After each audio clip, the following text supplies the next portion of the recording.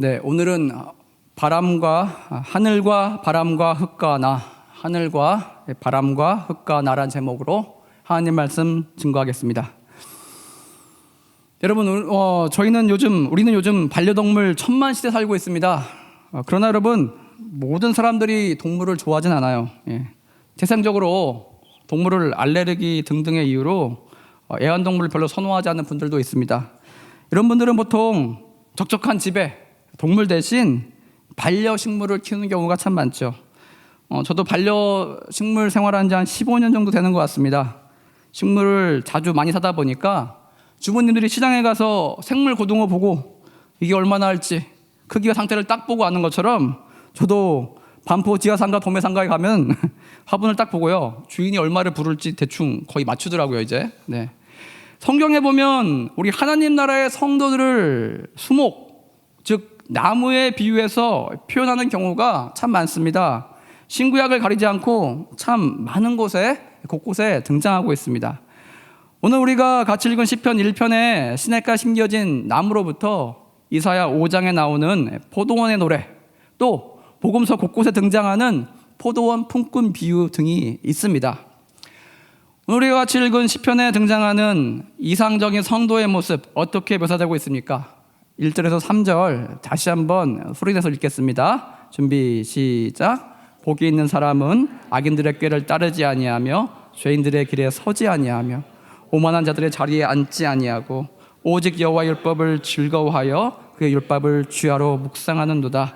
그는 시냇가에 심은 나무가 철을 따라 열매를 맺으며 그 잎사귀가 마르지 아니함 같으니 그가 하는 모든 일이 다 형통하리로다. 아멘. 시편 기자는요, 이상적인 성도의 모습을 한 나무에 비유해서 설명하고 있습니다. 우선 복이 있는 사람으로 치환되는 이상적인 하나님 자녀의 모습은요, 그 뿌리를 2절과 같이 여호와의 말씀 가운데 두고 있대요. 여호와의 말씀을 주야로 묵상함으로써 그 근본이 하나님 나라, 하나님 말씀의 토양에 온전히 깊게 심겨진 사람이라고 이야기하고 있습니다. 여러분, 이 나무는 시냇가에 심겨진 나무와 같이요, 들판에 심어졌어요. 주변에 높은 산이나 높은 바위가 없습니다. 그래서 아무런 방해되는 그늘 없이 늘 온전히 진리의 햇빛 가운데 하루 종일 놓여있는 그런 나무가 됩니다. 여러분, 물과 바람으로 표현되는 성령의 공급하심이 끊이지 않는 그런 사람입니다. 이 시편 기자의 표현과 같이 반려식물을 오랫동안 키워보신 분들은 모두 다 공감하실 것입니다. 이 화분을 건강하게 오래 자라게 하기 위해서는요, 한두 개 조건이 아니라 여러 개의 조건이 동시에 다 맞아 떨어져야 합니다. 먼저 여러분, 햇빛이 꼭 필요합니다. 적당한 일조량, 햇빛 가운데 놓여 있어야 되고요. 둘째, 물을 안 주면 말라 죽습니다. 식물이 목말라하기 전에 미리미리 충분히 줘야 됩니다. 세 번째, 여러분, 뿌리를 내리고 있는 흙이 굉장히 중요한데, 흙은 식물의 밥과 같습니다. 영양분을 제공하는 곳이기 때문에 흙을 땅의 기운이 닿기 전에 보통 2년, 3년 주기로 분갈이를 해줘서 새로운 흙으로, 영양가가 많은 흙으로 그렇게 갈아줘야 됩니다. 또 여러분, 중간중간 식물이 갑자기 응급실에 갈 때가 있어요. 갑자기 힘이 없어 보이고 갑자기 약해져 보일 때가 있습니다. 이 시드는 기운이 여러분 완연해졌을 때 여러분이 손을 쓰시면 이미 늦습니다. 그냥 가요. 조금이라도 여러분 약해 보이는 낌새가 보이면, 상태가 조금이라도 안 좋아 보이면 바로바로 응급처치를 해줘야 된다는 것입니다. 어떻게 해요? 식물 영양제라는 게 있어요. 그거를 화분 사이즈에 맞게, 크기에 맞게 여러 개를 꼽아줘야 됩니다. 마지막으로 이거 아십니까 여러분? 바람이 생각보다 중요한 역할을 합니다. 통풍이 잘 되는 곳에 식물을 두면 발육이 굉장히 왕성해집니다. 또 해충이 잎과 줄기에 끼는 것을 막을 수가 있습니다. 이렇듯 여러분, 하늘과 바람과 흙과 물, 이 네 요소는요, 한 식물을 건강하게 자라나게 하는데 꼭 필요한 네 가지 필요 충분 조건이라 할 수가 있겠습니다. 만일 이 네 가지 중에 한 가지라도 부족하면 식물은 이내 병이 들고 말라버리고 그렇게 서서히 죽음을 맞이하게 된다는 것입니다. 저와 여러분, 성경에 나오는 하나님의 비유하신 한 그루 포도나무라 칩시다. 여러분, 지금 자가진단 해보세요. 건강 상태가 어떻습니까? 여러분, 충분한 햇빛 가운데 잘 놓여 있습니까? 물과 바람이 충분히 여러분 공급되어지고 있습니까? 영양이 가득한 흙 위에 그 가운데 여러분 심겨져 있습니까? 그래서 여러분 푸른 잎사귀를 내고 있고 아름다운 가시를 내고 있고 향기로운 꽃들로 여러분 그렇게 여러분 자신이 뒤덮여 있습니까? 아니면 여러분 반대로 물의 공급이 충분하지 못해서 잎사귀는 말라 있고 혹여 병충해로 여러분 고생하고 있거나 햇빛을 많이 보지 못해서 땅의 기운이 다해서 진녹색이 아니라 누렇게 변해버린 그런 잎을 달고 있지 않습니까? 요즘 본래 자기가 살던 시골 뒷산에서 옮겨져서 도심 한가운데 공원을 만들기 위해서 식재된 키 큰 소나무들을 많이 접하게 됩니다. 근데 여러분 이 나무들이요 새로운 토양에 심겨져서 그 생명이 계속해서 잘 이어갔으면 좋겠지만 5그루 중에 보통 1그루 정도는 날이 갈수록 잎사귀가 말라가다가 결국 그 나무 자체가 고사되고 죽어버린 경우를 종종 보게 됩니다. 또 어떤 나무는 심지어 여러분 온전히 뿌리를 못 내렸어요. 바람이 불고 태풍이 심하게 찾아오던 날 그것을 이겨내지 못하고 옆으로 쓰러져 버리고만 나무도 보게 됩니다. 여러분 옮겨진 나무가 모두 다 건강하게 잘 자라는 건 아니더라고요. 우리 성도의 삶도 위에 비유해 볼 수 있겠습니다. 세상에 살다가 하나님을 알게 되었고 교회란 곳에 하나님 나라에 하나님의 영역에 하나님의 토양에 심겨진 성도들의 운명도 앞에서 언급한 나무와 화초의 운명과 비슷하게 흘러가는 것을 자주 보게 됩니다. 여러분 우리 믿음의 조상 아브라함 생각해 보십시오. 갈대우르에서 잘 살고 있었어요. 근데 갑자기 하나님의 부르심을 잊게 됩니다. 하나님의 명령에 따라서 하루아침에 이민자 신세가 됩니다. 친척과 아비와 고향집을 뒤로하고 나라를 뒤로하고 하나님께서 예비하신 낯선 국가로 낯선 땅으로 그렇게 가서 살게 되었다는 것입니다. 수목으로 치자면 원래 잘 살던 산에서 갑자기 뽑혀내어서 하나님이 가라 하신 곳에 완전히 새로운 장소 낯선 땅 가운데 옮겨 심겨진 케이스라는 것입니다. 저와 여러분이 그 나무라고 한번 생각해 봅시다. 여러분 본래 살던 땅에서 뽑혀질 때 그 느낌이 그 나무에게 과연 좋았겠습니까? 큰 혼란과 고통과 아픔으로 다가오지 않았겠습니까? 여러분 한 번도 가본 적이 없는 본인이 원하지 않는 완전히 다른 곳에 그렇게 멀리 옮겨져서 낯선 기후 낯선 토양에 심겨져서 뿌리를 내야 됐을 때 여러분 그것이 과연 쉬웠을까요? 그 땅이 새로운 토양이 그 나무에게 잘 맞았을까요? 아마 이랬을 것 같아요. 너무나 큰 이질감과 너무나 다른 토양 성분 때문에 실뿌리가 나와서 새로운 토양과 하나가 돼서 든든하고 튼튼하게 그렇게 땅속에서 자리 잡고 서야 되는데 눈에 보이지 않는 그 식물만의 생명을 건 처절한 사투가 그 땅 가운데서 여러분 그렇게 벌어지고 있지 않았을까요? 네, 우리 신앙생활은 우리가 살던 토양에서 파내져서 하나님 나라에 전혀 다른 토양에 심겨지는 과정이라고 할 수 있겠습니다. 하나님을 아버지를 고백하고 예수를 주라 시인한다는 것은요 영원한 하나님 아버지를 발견한 기쁨과 동시에 또한 커다란 대가를 곧 치러야 한다는 뜻이기도 합니다. 즉 세상에서 하나님 나라에 심겨짐으로써 인해서 세상 새 땅, 즉 하나님의 땅에 새 문화, 즉 하나님 나라의 문화에 적응하고 살아가야 하는 큰 고난과 시험이 우리를 기다리고 있다는 것입니다. 여러분 예수를 수십 년째 따르고 있는데 하나님을 수십 년째 믿고 있는데 여러분 삶 가운데 하나님으로 인하여서 예수를 믿음으로 인하여서 생기는 수많은 시련과 고난이 없었다면 여러분은 예수님에 대해서 귀로 듣기만 들었을 뿐 머리로 하나님을 이해할 뿐 체험적으로 실질적으로 존재적으로 아직 잘 알지 못할 가능성이 농후하다는 것입니다. 이것은 마치 여러분 서울역 앞에 고가도로를 개조해서 만들어 놓은 산책로 같다는 것입니다. 그곳에 놓여진 수목 같다는 것입니다. 이게 무슨 얘기냐? 어른 키만한 큰 콘크리트 화분에 심겨져서 본래 자기가 살고 있던 토양에 그대로 심겨진 채로 그 위치만 이동한 케이스라고 할 수 있겠습니다. 본래 살던 토양이기에 뿌리를 다시 내릴 필요도 없고요. 새로운 땅에 적응한다고 힘쓸 필요도 없다는 것입니다. 고생할 필요도 없다는 거예요. 성도님들로 우리 성도님들로 비유하자면 예배에 오십니다. 하나님의 말씀을 듣는 것을 너무나 달고 오묘하게 여기십니다. 그러나 여러분 하나님의 토양에 심겨지기는 거부하고 본래 살던 토양을 고집하는 케이스라고 할 수 있겠습니다. 즉 하나님 나라의 토양 무엇이겠습니까? 자기를 부인하고 십자가의 길을 가야 하는 그 어려움은 피한다는 것입니다. 하나님께서 비춰주신 진리의 빛과 성령의 새바람과 영혼의 생수로 부어주시는 성령의 물 가운데 자기 자신을 놓기를 소망하고 그것만을 기뻐한 경우를 할 수 있겠습니다. 다시 말해 여러분, 예배 참석해서 말씀 듣기를 기뻐합니다. 그러나 여러분, 여전히 세상의 토양 가운데 그 뿌리가 놓여있고 뻗어있는 경우라 할 수 있겠습니다. 본질적인 변화가 없는 그런 케이스입니다. 자기를 내려놓고 예수를 위해 사는 삶을 그렇게 살아가야 되는데 하나님께 복을 받고 예수님을 통해서 구원받은 것, 그 사실만을 누리며 기뻐하며 말씀이란 새로운 토양에 뿌리를 내리고자 자아와 하나님 말씀 사이에서 고전분투하는 내면의 그 힘든 싸움을 멀리하고픈 사람들이 있다는 것입니다. 나아가 예수께 하는 날에 헌신하고자 하는 그 삶, 그 어려움은 피하고 싶은 그런 분들이 있습니다. 누구든지 내 제자가 되려거든 자기 십자가를 지고 나를 따르라 하셨는데 무거운 십자가를 어깨에 메고 끄는 것을 거부하고 십자가에 피 흘리며 희생하는 모습으로 자신이 못 박히는 것을 더더욱 거부하는 그런 삶 말입니다.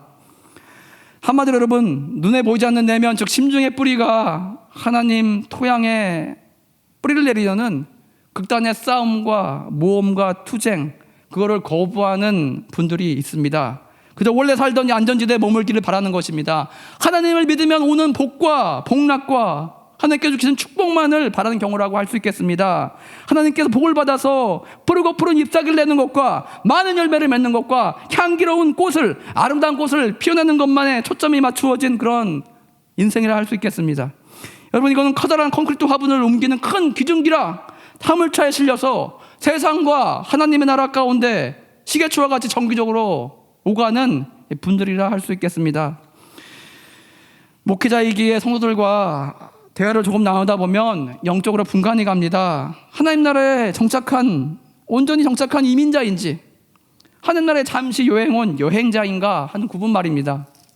여러분, 이민자와 여행자의 가장 큰 차이가 무엇인지 아십니까? 이민자, 여행자 모두요, 그 어떤 특정한 나라와 도시의 큰 지명들, 유명 관광지에 대해서 모두 다 인지하고 가봤습니다. 근데 여러분, 결정적인 이민자와 여행자의 차이는 무엇이냐? 이민자의 경우 그 땅에 정착하면서 생겼던 여러 가지 에피소드들, 여러 가지 어려움과 역경과 아픔들 체험적으로 세세히 알고 잘 이해하고 있는 사람들입니다. 그런데 여러분, 여행자는 어떻습니까? 여행자는 여행지가 주는 즐거움만을 만끽하고 돌아갈 뿐입니다. 정착해서 사는 이민자의 삶과 고통과 아픔에 대해서 들어는 봤을지언정 직접 경험해보지 않아서 잘 모른다는 것입니다. 이민과 같이 나라를 옮겨본, 한 나라를 떠나서 다른 나라에 가서 정착해야 되는 그런 아픔, 저도 한번 체험해 본 적이 있습니다. 여러분, 한국에 이사하면 나는 너무나 좋죠. 예를 들어 포장이사를 맡기게 되면 아침에 이전 집에서 출근해서 퇴근할 때 새 집에 가게 돼도요, 모든 가구와 집기류 물품들이 내가 원래 놓였던 그 위치에 동일하게 새로운 집에 놓여 있는 것을 여러분 발견할 수 있게 됩니다. 근데 여러분, 나라를 옮겨 이사하게 되는 경우요, 경제적으로 출혈이 훨씬 큽니다. 절차도 굉장히 복잡합니다. 왜냐고요? 비행기 표값이요, 국내 이사비 포함해서 다 따져보면은 한 5배 정도 많이 듭니다. 한 200만 원에 끝날 거는 1000만 원이 듭니다. 천문학적인 숫자의 비용이 들고요. 또 기존에 쓰던 모든 물건들 여러분 다 처분하고 가야 하는 고통이 함께 병행되게 됩니다. 예를 들어서 여러분, 가전제품이 220볼트인데 새로운 나라에 갔더니 안 맞아요. 다 110볼트예요. 그러면은 다 팔고, 중고로 다 팔고 가서 다 새로 구해야 돼요. 여러분, 가구도 배로 붙이게 되면은 이사 비용이 최소 아무리 줄여도 한 500만 원 나옵니다. 현재 도착해서 여러분 또 구할 집을 아직 구하지 않았어요. 현재 가야지만 압니다. 그래서 내가 지금 쓰고 있는 이 가구가 새로운 공간에 맞을지 안 맞을지를 알지 못합니다. 그래서 여러분, 중고나라에 여러분이 득템하는 길이 있어요. 이민 세일 하시는 분들, 그분들 적게 50개에서 100개 물품을요, 너무나 저렴한 가격에 동시에 질비하게 올려가지고 한 2주 아니면 한 달 만에 다 처분하고 한 경우가 많습니다. 여러분 상상해 보세요. 얼마나 이게 큰 스트레스이겠습니까? 당근마켓에 물건 하나 올려도 엄청 신경 쓰이지 않습니까? 근데 여러분, 동시에 100개 되는 이 물건을 판다니요. 여러분, 연이어서 여러분이 이사갈 집을 모르고 이삿짐을 싸고 초분하는 그 기분을 아십니까? 너무나 불안하고 너무나 두렵다는 것입니다. 타국에 가서 그곳 법을 아무것도 모르는데 행여 그곳 사람들에게, 그곳 업자들에게, 부동산 업자들에게 사기를 당하지 않을까 두렵고요. 또 새로운 나라의 부동산 비용이 한국보다 훨씬 높아서 내가 살 집의 크기가 과연 얼마나 될지 가늠할 수도 없는 완전 모험, 완전 불안한 심정으로 여러분 비행기에 오르게 된다는 것입니다. 이렇죠 여러분.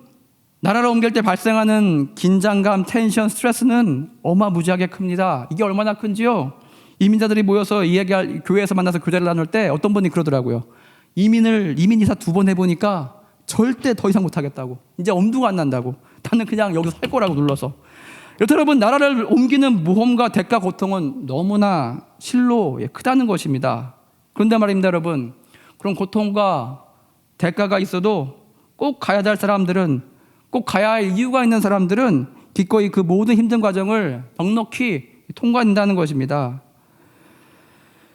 연휴 가서도 여러분 문제인 것이 1년이면 2년 안에 새로운 문화를 익혀야 되고요, 언어를 배워야 되고요, 엄청난 노력이 필요합니다. 새로운 도전에서 또 일자리를 구해야 됩니다. 경제적으로 또 자립을 해야 됩니다.